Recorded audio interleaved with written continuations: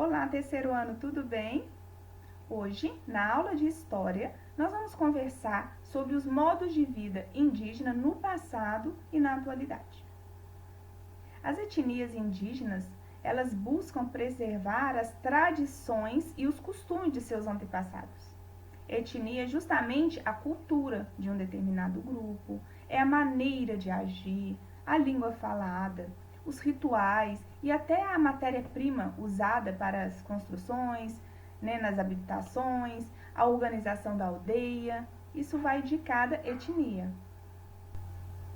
As diferenças entre as etnias indígenas podem ser observadas por meio das pinturas corporais, das canções, das danças, dos mitos, da organização das aldeias.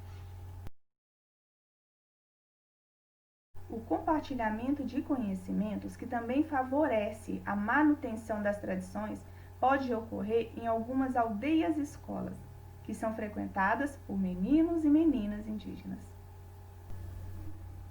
Os indivíduos desses povos podem se deslocar para cidades com objetivos de estudar outros conteúdos ou exercer atividades variadas. No cotidiano, há indígenas que usam diversos acessórios próprios da cultura deles, mas existem alguns objetos que são usados apenas em ocasiões especiais, como em rituais da aldeia. Ao usarem acessórios de sua cultura, os indígenas estão representando a etnia de origem. Quando entraram em contato com diferentes povos indígenas, os europeus tiveram a oportunidade de conhecer a riqueza e a diversidade de elementos da cultura indígena. Também nós podemos afirmar que os indígenas conheceram parte da cultura europeia, ao terem contato com os portugueses, com os holandeses, com os franceses, quando eles chegaram aqui no Brasil. Com o passar do tempo, os indígenas fizeram contato com outros povos e também começaram a ter acesso a tecnologias comuns nos meios urbanos.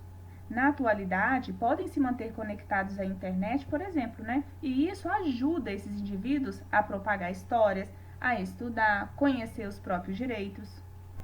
O modo de vida dos povos indígenas no decorrer de mais de 500 anos de história do Brasil passou por transformações. Algumas dessas mudanças aconteceram como resultado da convivência com os europeus.